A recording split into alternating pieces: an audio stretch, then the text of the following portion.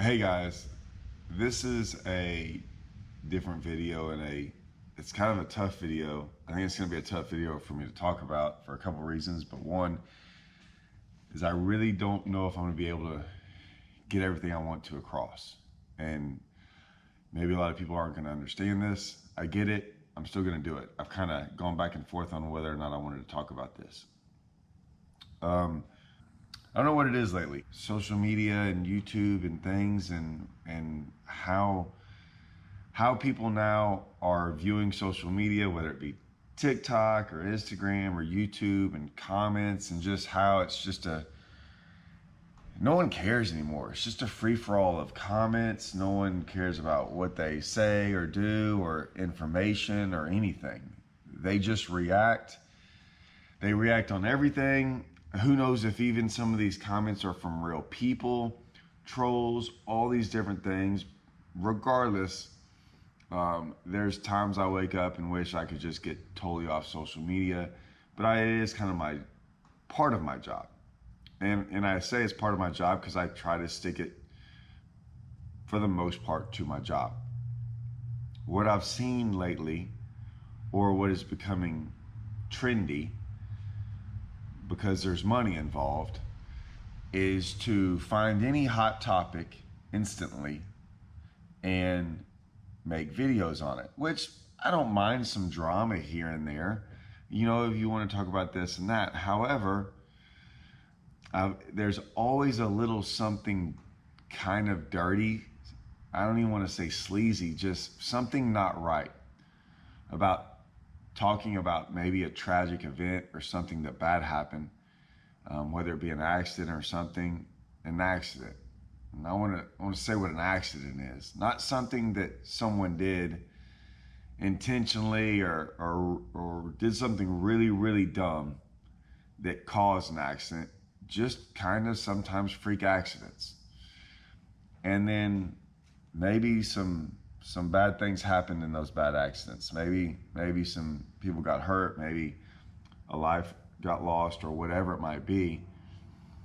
And regular people, and I say regular people because everyone's now a reporter, or it's not even a reporter. That's the problem. It's not even reporting on anything. It's just throwing stuff out there just to kind of get views and clicks and whatever.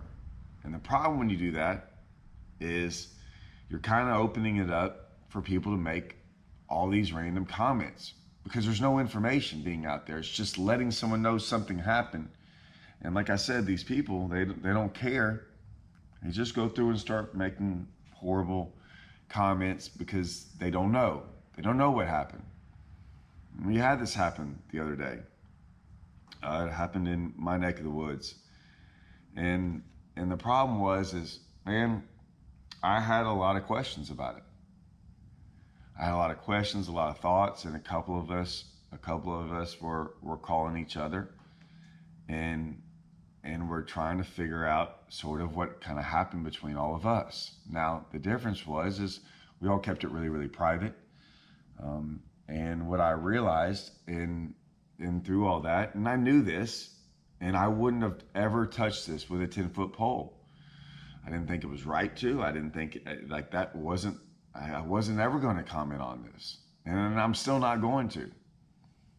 But what was interesting is when some of this stuff happened and people threw out this information, and I don't mind some information getting thrown out there, but it wasn't information about what happened. It was just about why it happened or how it happened. It was just that it happened, and it led to a bunch of all these negative comments and these things, and people are attacking people and all this stuff, and how stupid all this, but they had no idea. They had no clue. And I didn't know. And now I've seen another part of the story and read a different point of view, and it was man, they shed it in a different light. And I'm not saying I know the full story now, but they put some stuff in perspective, and I'm like, yeah, man, that was just it looks like that was just a really, really bad deal. And some of the questions I had, kind of got answered. And I'm going, golly, this just looks more and more like just one of the worst freak accidents ever. And it's very easy for us to sit here and go, well, why didn't you do this? And why didn't you do that? And that was, that's what you do in accidents, right? You go back and you go, well, why didn't you do that? I think all of us in one point in time of our life have been in these accidents where it's like, man, if I had just left 30 seconds earlier, if I had just making a left-hand turn or then a right-hand turn, or if I had, it's what ifs. I can tell you story after story, and I've been on the water for going on since I was 15 years old. Actually, I've been on the water way more than that, but like driving a boat since I was 15, 14, 15, 13. My dad used to would obviously be in the boat with me and let me drive around. I was learning at a really young age. I remember we got stuck in some storms. I've been in a boat has hit me before. I wasn't driving, but a boat ran in the back of us. That was one of those deals where I'm in a couple more inches and it would have been bad. The storms I've been in, I was sitting up last night thinking about them all, and every like 15 minutes I think of another one that I got caught up in, and some of them were pretty sketchy. Some of them, like, you kind of see some water spouts and tornadoes. Some of them you get hailed on. I've jumped in the water and sat underneath my boat one time because of hail. There's things that have gone on, right? And I look back going, yeah, man, I kind of got lucky, or I got out of that one.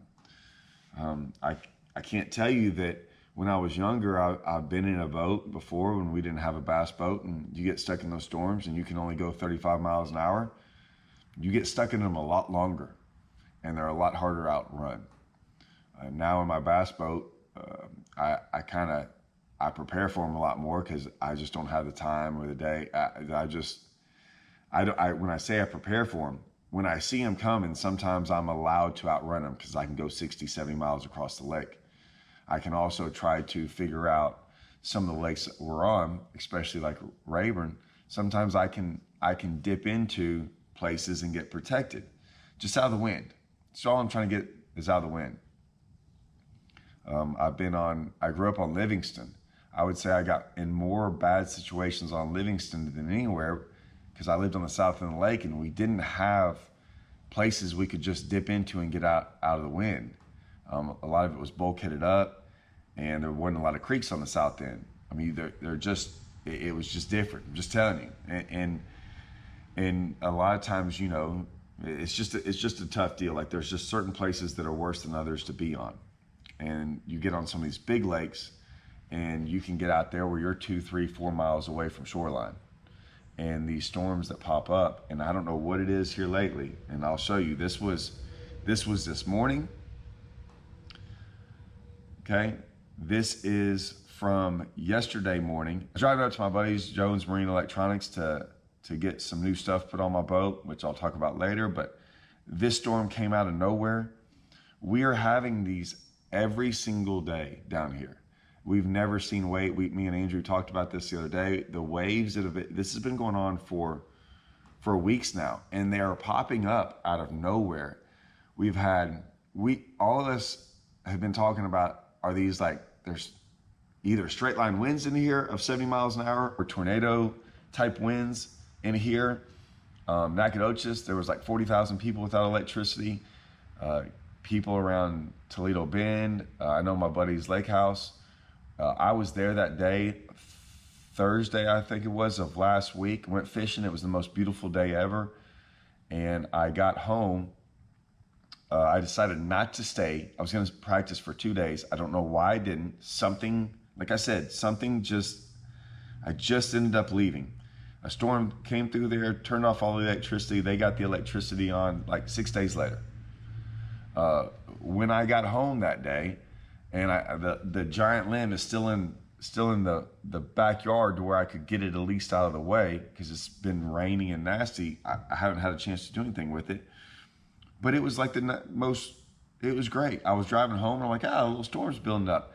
Within a minute of me backing up my boat into my house, I literally had to sit in my truck for like 5 minutes. I couldn't even hardly get out of my truck just to go into my house. And literally as I was backing up, a monster limb fell down right, it missed my truck by about a foot as I was still backing in. And literally when I started backing in, it was dead calm. It literally got up to like 50 miles an hour in like 10 seconds. And it blew stuff down. There's limbs all down, trees down.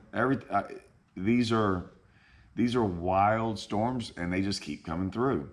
You know, when I view what's going on in the country, and I don't know why I'm like this, but within the fishing industry is, if you want to really call it that, it is a very small, tight industry. It's very small when you think about it in the scheme of things. And for the most part, people in the fishing industry, you want to say, have kind of always done things the right way. Like, I think our little fishing community is pretty tight, and it should be. Like, you should take a little bit of pride in being a part of this community. Like, overall, I think, man, that's a pretty good community to be a part of. And if you're within it, you know, that's the way I always look at it. Like, you should be proud of it. And sometimes we're not. But for the most part, I think most of us agree, right? You meet a fellow fisherman, man, there's always that little connection there. You're like, oh, okay, cool, man. That dude fishes, man. He's probably all right. I just say, man, maybe we ought to think about doing some of this. And I know there's money involved in making some videos and doing things and trying to get likes and clicks and whatever. But man, sometimes you just got to think about the backlash that might come with it, on some of these things. On sometimes where they're just accidents, man, and there's people involved in some, and let's just call it what it was. It's an accident. Like, things happen. Like, we're dealing with nature, and things happen on the water sometimes that are sometimes unexplainable. Like I said, I know I've been in some of those situations where I wasn't expecting to get in them, and it got real wild real fast. And then other times you're sitting out there and it's supposed to get real wild real fast, and it doesn't. I mean, you got guys the other day on, I think, fishing the BPT, that were able to basically watch a tornado form on the water. I saw it on social media. And they were able to watch it from a distance, and they kind of had time to do everything, right? They kind of were able to watch it and see. And if you watch a lot of those videos, surprisingly, it looked like they, for the most part, were somewhat safe with a tornado right there. I know that sounds crazy, but you could kind of judge what was going on. I'm telling you right now, here lately, I've seen a lot of storms when northerners come through. They're coming through, and it could get bad. I'm just saying, whatever's going on right now, it's the wildest, craziest, like these winds that are coming with them, and they're not fronts. They're just, I don't know what they are. They're crazy, and we're having tons of, our lake, we got flooding every day, and it's just wild. And so I think sometimes some bad things happen, and it is what it is. And so maybe if you're gonna report on it, maybe just wait for a little bit. And I know you're like, hey, I'm not gonna get my likes or my clicks, man, but maybe just wait on it till you get all the information. Then I think it's a little bit better, because you can kind of shed some light on why it happened. I do some videos, you're like, hey, you make videos? Yeah, but if you ever see any of my videos where I've ever talked, and I rarely talk about accidents or things like that, but when I talk about something, I never want to get on here and make a video or do something without knowing like almost all the information. And rarely do I speak on stuff where I wasn't there. Like, usually I speak on stuff where I was there, where it happened to me, right? I don't try to speculate on what might have happened. I would like to know. I'm human, but I try not to. I don't ever want to get on here and then, a week or two later, whatever I said was wrong. I'm not trying to do that. So I try to keep some of that, I try to keep most of that, off off the record. I don't think people should be dealing. I don't know. I don't know what I'm trying to say. I'm just saying, like, man, just remember you're dealing with people, and good people. Some, you know, most of the time, and sometimes they're just accidents, man. And when you open that up to the internet, man, you're opening up to a pack of wolves. And man, a lot of those people who comment, and I don't know what's wrong with them, but they, you know, whether they don't care, don't think, whatever, that's all I'm saying. I know some of the guys that are opening up these conversations aren't meaning to do that, but maybe think about that the next time. That, hey man, you know what? It's gonna happen if I do this.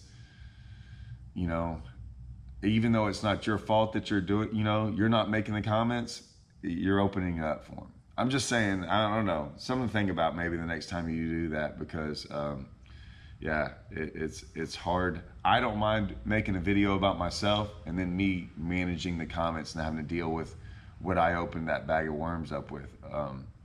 But when you open up a bag of worms against somebody else, sometimes it's kind of tough on them, you know, especially when they're going through a lot.